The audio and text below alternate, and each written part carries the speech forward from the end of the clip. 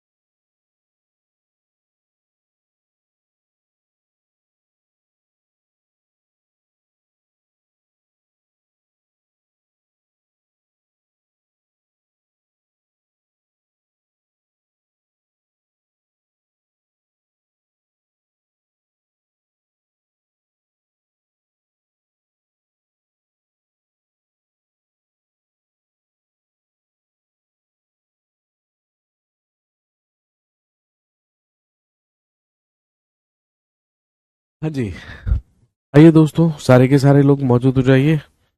आप जानते हैं कि लास्ट क्लास में हम लोगों ने मेडिवल हिस्ट्री या मध्यकालीन इतिहास के आर्किटेक्चर या स्थापत्य कला के बारे में बात की थी।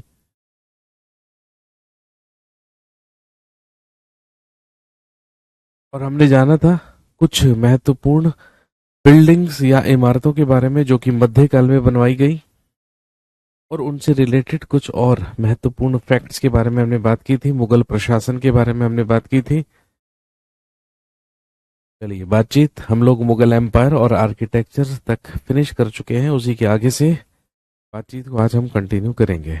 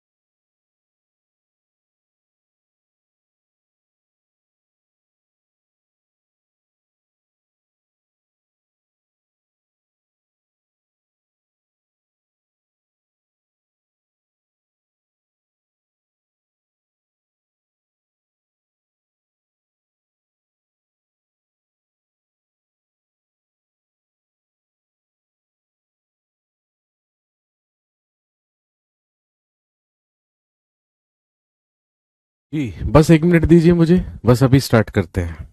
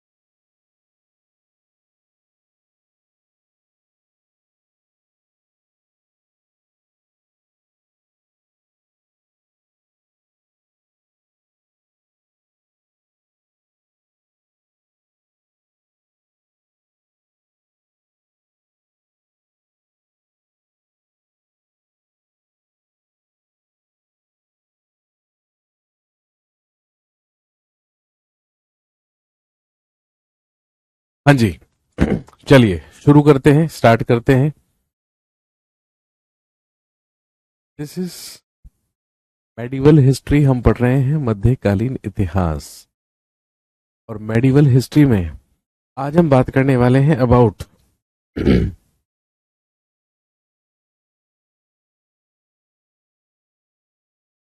आज हम बात करेंगे अबाउट सूफी एंड भक्ति मूवमेंट ऑफ 15th सेंचुरी या 15वीं और 16वीं शताब्दी का सूफी और भक्ति आंदोलन के बारे में। लेकिन as per your NCERT that is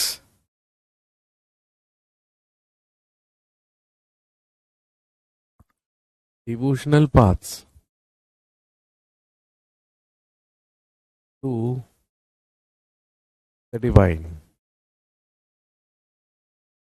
devotional paths to the divine.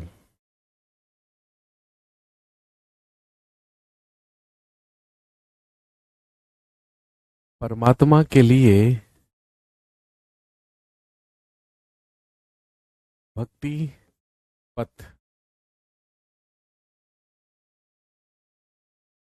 जिसमें हम बेसिकली उस भक्ति मूवमेंट के बारे में बात कर रहे हैं, उस भक्ति आंदोलन के बारे में बात कर रहे हैं जो कि मेडिवल पीरियड या मध्यकालीन इतिहास में हुआ।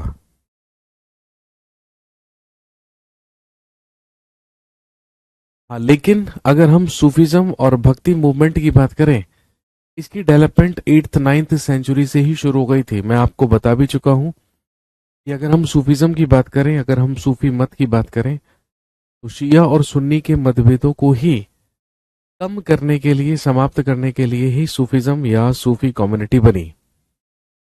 इसकी उत्पत्ति 8th-9th सेंचुरी में ही हो चुकी थी, लेकिन 15th और 16th सेंचुरी में एक मूवमेंट हुआ, एक आंदोलन हुआ, जिसके तहत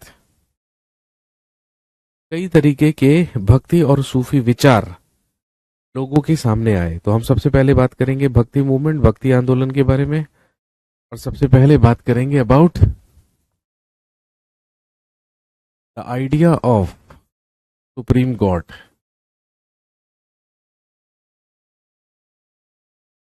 सबसे पहले लिखेंगे द आइडिया ऑफ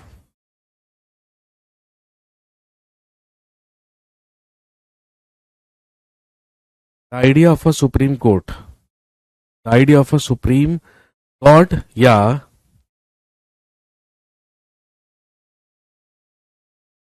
एक सर्वोच्च ईश्वर का विचार।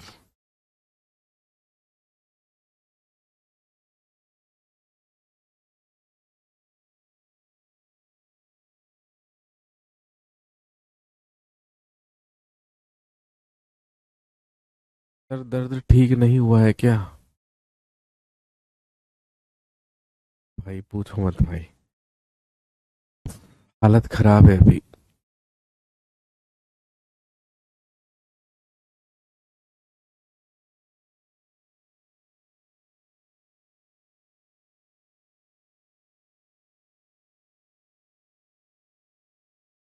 एक सर्वोच्च ईश्वर का विचार क्या था? बड़े राज्यों के उभरने से पहले लोगों के विभिन्न समूह अपने अपने देवी देवताओं की पूजा करते थे। ऑब्वियसली जैसे जैसे शहरों, व्यापार और साम्राज्यों का विकास के माध्यम से लोगों का एक या लोगों को एक साथ लाया गया, उसी तरीके से नए नए विचार विकसित होने लगे। भाई पहले लोग अलग अलग ग्रुप्स में रहा करते थे, अलग अलग समूह में रहा करते थे, इसीलिए लोगों की जो पूजा पाठ करने के तरीके और देवी देवता थे वो सब अलग अलग थे। लेकिन जैसे जैसे शहर बनने लगे, व्यापार साम्राज्य बढ़ने लगा, वैसे ही सारे लोग एक साथ आने लगे। और जब सारे के सारे लोग एक साथ आएंगे तो ऑब्वियस सी बात है कि एक नया विचार, एक नया आइडिया जरूर डेवलप होगा। यह विचार कि जन्म के समय सभी मनुष्य समान नहीं है, इस अवधि के दौरान आधार प्राप्त हुआ। एक सर्वोच्च ईश्वर का विचार जो भक्ति या भक्ति के माध्यम से मनुष्यों को बंधन से मुक्त कर सकता है, वो उभरा। विभिन्न क्षेत्रों में पूजे जाने वाले देवी देवताओं की पहचान शिव, विष्णु या दुर्गा के रूप में हुई।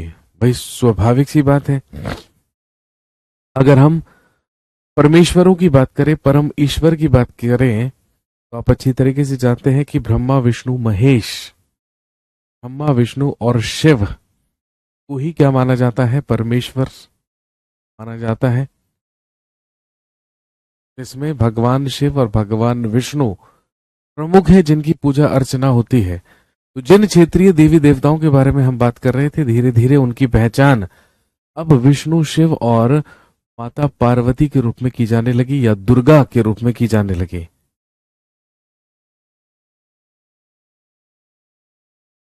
और ध्यान रखेंगे साउथ इंडिया में या दक्षिण भारत में एक नई तरह की भक्ति डेवलप हुई, जिसको बोल सकते हैं आप a new kind of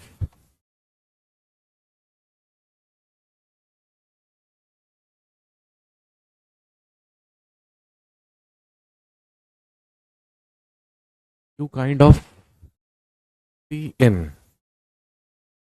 south India. New kind of भक्ति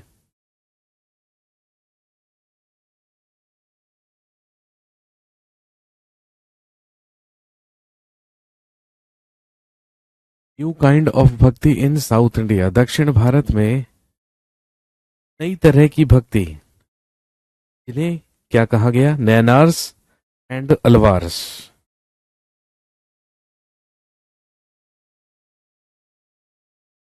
जो कहलाते हैं नैनार्स एंड अलवार्स। कई बार एग्जाम में नैनार और अलवार से रिलेटेड क्वेश्चंस देखने को मिलते हैं, देखने को मिले हैं। 7वीं से 9वीं शताब्दी में नैनार जो कि शिव को समर्पित संत कहलाते थे और अलवार जो कि विष्णु को समर्पित संत कहलाते थे, एक नए धार्मिक आंदोलन का उदय हुआ। वे बौद्धों और जैनियों की तीखी आलोचना करते थे। शिव या विष्णु के प्रति प्रेम को मोक्ष के मार्ग के रूप में प्रचारित करते थे। नयनार और अलवार एक दूसरे के या एक स्थान से दूसरे स्थान पर जाते थे और जिस गांव में वे जाते थे वहां देवी या देवताओं की स्तुति की उत्कृष्ट कविताओं की रचना करते थे और उन्हें संगीत में स्थापित किया करते थे। चोल और पांड्य राजाओं ने कई मंदिरों के चारों ओर विस्तृत मंदिरों का निर्माण करवाया। दोस्तों ध्यान रखेंगे, दक्षिण भारत में एक नए प्रकार की भक्ति की शुरुआत हुई, जो कि 8th 9th सेंचुरी की बात है। जो शिव भक्त संत हुआ करते थे, उन शिव भक्त संतों को ही नयनार कहा जाता था। और जो विष्णु भक्त संत थे,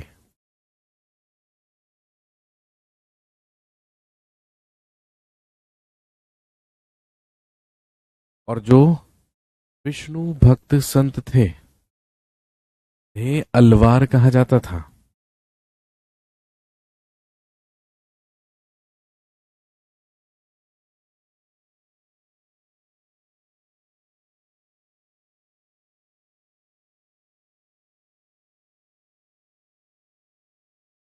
केरल के एक फिलोसोफर हुए, एक दार्शनिक हुए जिनका नाम था शंकर।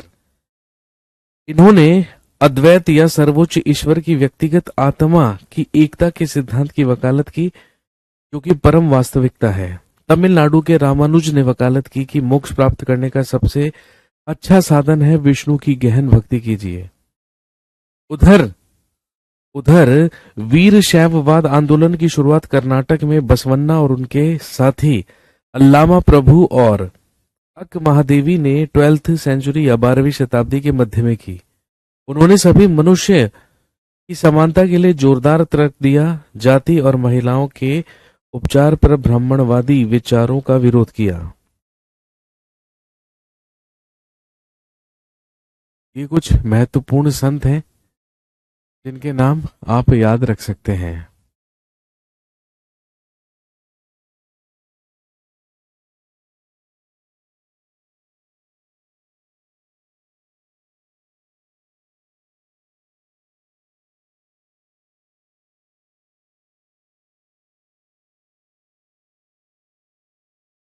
पहला नाम याद रखेंगे, शंकर,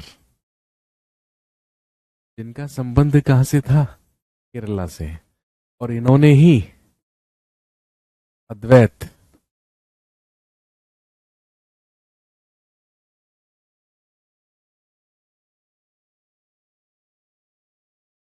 शंकर एक प्रसिद्ध संत जो केरल से बिलोंग करते थे, जो कि एक फिलोसोफर, एक दार्शनिक थे। इन्होंने ही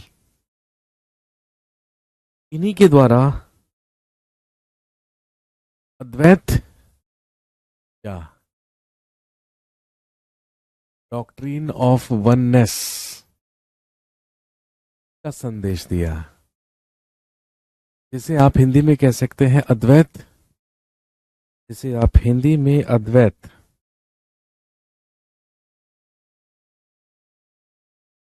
या सर्वोच्च एवं एक ईश्वर का विचार।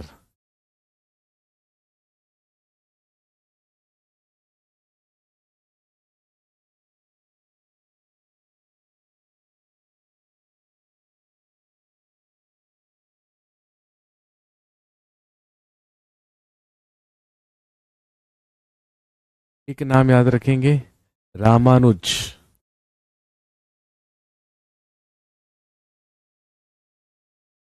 जिनका संबंध तमिलनाडु से था। और इन्होंने प्रचार किया किसका? विष्णु भक्ति का। इन्होंने मोक्ष प्राप्ति का मार्ग ही विष्णु की भक्ति को बताया।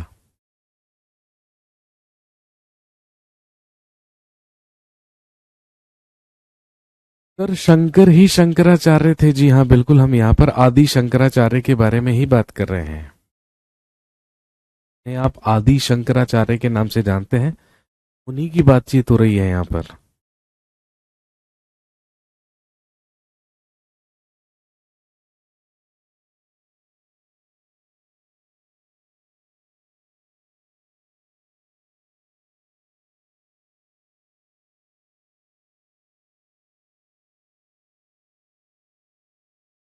के बाद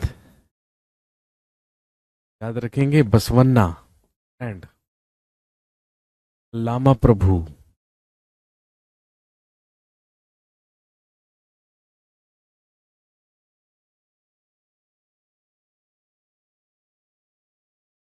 बसवन्ना एवं अल्लामा प्रभु, उन्होंने प्रचार किया वीर शैववाद का।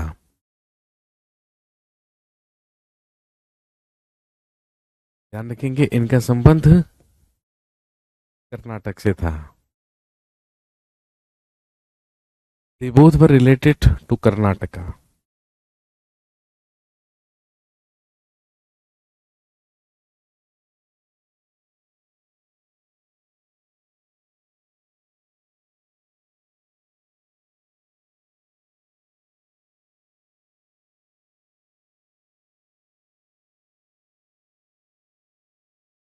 इसके अलावा ज्ञानेश्वर, नामदेव, ज्ञानेश्वर, नामदेव, एकनाथ,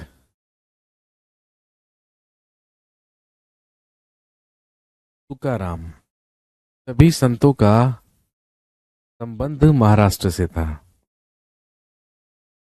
इन सभी संतों का संबंध महाराष्ट्र राज्य से था।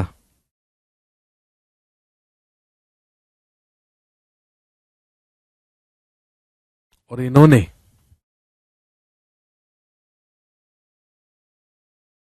वर्शिप ऑफ विठल, इन्होंने विठल की पूजा का प्रचार किया। भगवान विष्णु का ही एक रूप थे।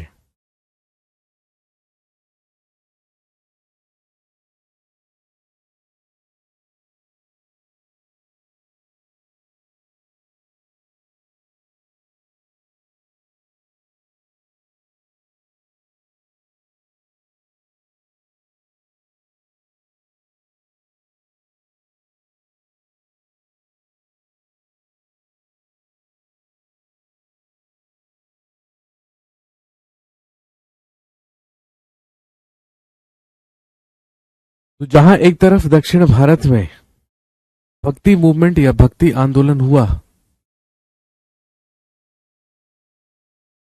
वहीं कुछ रिफॉर्म्स इस्लाम और सूफीज्म में भी हुए। दोस्तों, आप जानते हैं कि अगर हम इस्लाम की बात करें तो इस्लाम एकेश्वरवाद या एक ईश्वर के प्रति समर्पित रखने वाला धर्म है। इसमें मूर्ति पूजा को पूरी तरीके से अस्वीकार किया गया है। और आप जानते हैं कि मुस्लिम विद्वानों के ही द्वारा शरीयत नाम का एक पवित्र कानून विकसित किया गया। सूफियों ने मुस्लिम धार्मिक विद्वानों द्वारा मांगे गए व्यवहार के विस्तृत कोड को खारिज कर दिया। कहने का मतलब, जो सूफी लोग हुए उन्होंने शरीयत के कानूनों में बिलीव ना करके केवल और केवल अल्लाह या खुदा में ही बिलीव करना क्या समझा, बेहतर समझा।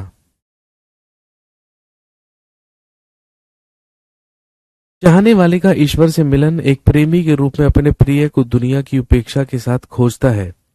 मध्य एशिया के महान सूफियों में गजाली, रूमी और सादी थे। चिश्ती सिलसिला सबसे प्रभावशाली सिलसिलों में से एक था। शिक्षकों की लंबी कतार में अजमेर के ख्वाजा मोइनुद्दीन चिश्ती, दिल्ली के कुतुबुद्दीन बख्तियार अलकाकी, पंजाब के बाबा फरीद, दिल्ली के ख्वाजा निजामुद्दीन औलिया और गुलबर्गा के बंद नवाज केसुदराज शामिल थे। कहने का मतलब, यहां एक तरफ इस्लाम एकेश्वरवाद धर्म है और एक ईश्वर के प्रति ही प्रचार और प्रसार करने में बिलीव करता है, मूर्ति पूजा को पूरी तरीके से बैन या प्रतिबंधित करता है। और दूसरी तरफ जो इस्लाम के नियम और कानून हैं, जो कि इस्लामिक विद्वानों के द्वारा ही बनाए गए हैं, उन्हीं को ही शरीयत कहा जाता है। लेकिन सूफियों ने यह कहा कि हम शरीयत के कानूनों में बिलीव नहीं करेंगे, हम केवल और केवल अल्लाह और खुदा को मानेंगे और उसे महबूब समझकर उसे मोहब्बत करेंगे। अल्लाह से मोहब्बत करना ही उसकी इबादत करना है। और यही रीजन है और यही रीजन है 1192 में मोहम्मद गौरी की सेना में जब ख्वाजा मोइनुद्दीन चिश्ती भारत आए तो उन्होंने ही भारत में सूफीज्म की स्थापना की। अजमेर में जाकर अपनी कॉटेज अपनी कुटिया बनाई, वहीं पर वो रहे और उन्हीं की कब्र दरगाह अजमेर शरीफ कहलाती है, ये आप जानते हैं। तो वहीं दिल्ली के प्रसिद्ध सूफी संत या कुतुबुद्दीन ऐबक के गुरु कुतुबुद्दीन बख्तियार अलकाकी हुए। दिल्ली के ही प्रसिद्ध सूफी संत हजरत निजामुद्दीन औलिया हुए, जो कि अमीर खुसरो के गुरु थे। इसके अलावा पंजाब के प्रसिद्ध सूफी संत ख्वाजा फरीदुद्दीन गंज ए शकर, जिन्हें हम बाबा फरीद के नाम से जानते हैं, ये कुछ इंपॉर्टेंट सूफी सेंट्स हुए जिन्होंने सूफीज्म का प्रचार भारत में किया।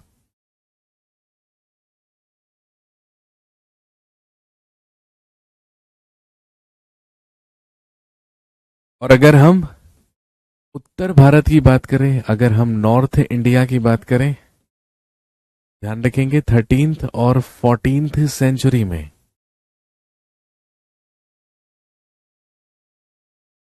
उत्तर भारत में 13th और 14th सेंचुरी में धार्मिक विकास हुए। 13वीं और 14वीं शताब्दी के बाद उत्तर भारत में भक्ति आंदोलन की एक नई लहर देखने को मिली। इस लहर का नेतृत्व तुलसीदास, सूरदास, कबीर और गुरु नानक जैसे विद्वानों ने किया। इस परंपरा में दादू दयाल, रविदास और मीराबाई जैसे संत भी शामिल थे। मीराबाई भगवान श्री कृष्ण को समर्पित थी, ये आप जानते हैं।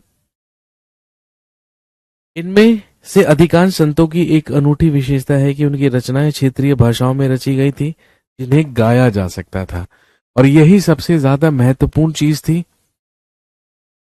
और यही रीजन है कि नॉर्थ इंडिया में ये जो भक्ति आंदोलन था वो ज्यादा प्रचारित और ज्यादा प्रसारित हुआ। इसका कारण ही यही था कि नॉर्थ इंडिया के जितने भी भक्ति सेंट्स थे, जितने भी भक्ति संत थे, उन सब की रचनाएं रीजनल लैंग्वेजेस में हुआ करती थी या क्षेत्रीय भाषाओं में हुआ करती थी। और क्योंकि क्षेत्रीय भाषाओं में हुआ करती थी, तो यही रीजन है कि वो सामान्य लोगों के लिए इजी टू अंडरस्टैंड हुआ करती थी। सामान्य जनमानस के लिए उसे समझना कंपैरेटिवली इजी हुआ करता था।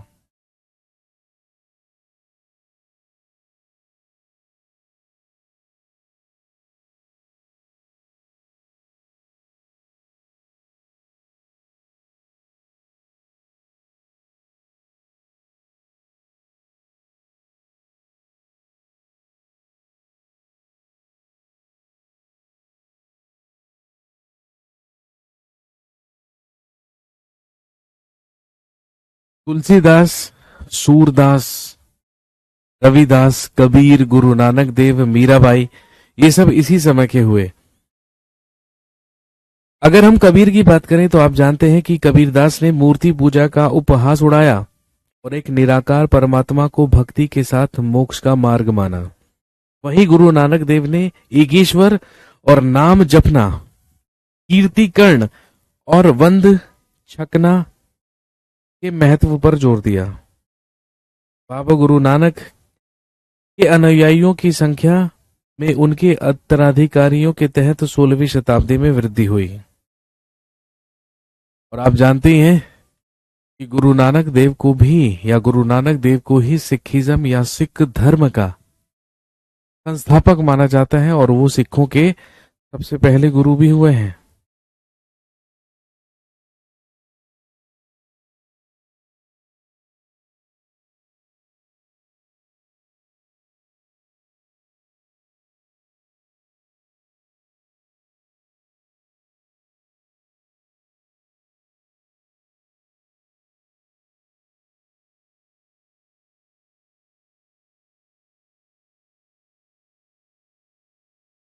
जहां एक तरफ जहां एक तरफ 14वीं और 15वीं शताब्दी में ये सब चल रहा था,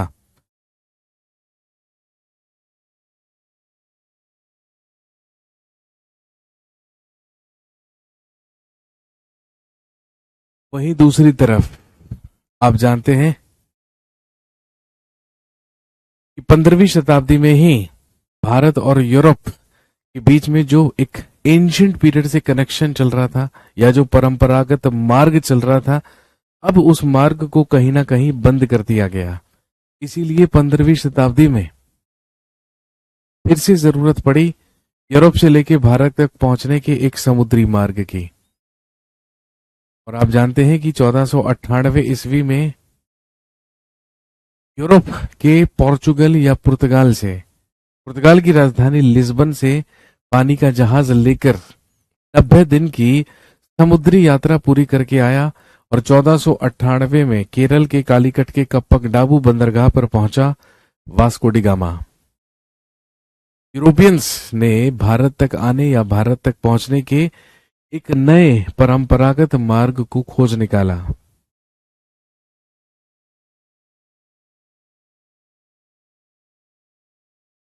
और आप जानते हैं advent of Europeans in India, और भारत में यूरोपियों का आगमन शुरू हुआ।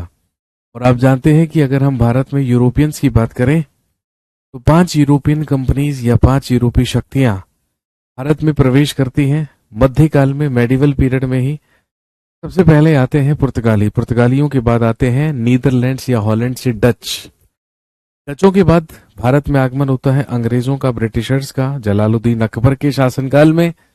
उसके बाद डैनिश या डेन्स लोग भारत आते हैं, और फिर लास्ट में आते हैं फ्रेंच यानी कि फ्रांसीसी। धीरे धीरे सभी यहां पर अपने व्यापार और कंपनी स्थापित करते हैं। लेकिन आप जानते होंगे सर, टीपू सुल्तान ने बंद कर दिया था मार्ग। जी नहीं, कौन सी दुनिया में है आप? टीपू सुल्तान तो 18th सेंचुरी की बात है, हम 15th सेंचुरी की बात कर रहे हैं। टीपू सुल्तान तो तब तक पैदा भी नहीं हुए थे, टीपू सुल्तान के तो अब्बा भी पैदा नहीं हुए थे तब तक।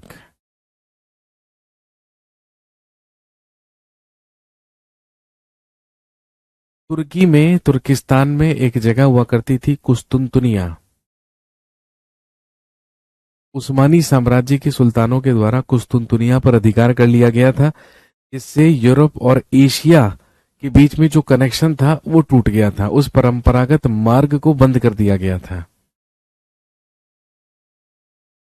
के लिए प्रिंस हेनरी द नेविगेटर के ही प्रयासों से फिर से खोजबीन शुरू की गई कि यूरोप से लेके भारत तक समुद्री मार्ग से कैसे जाया जाए।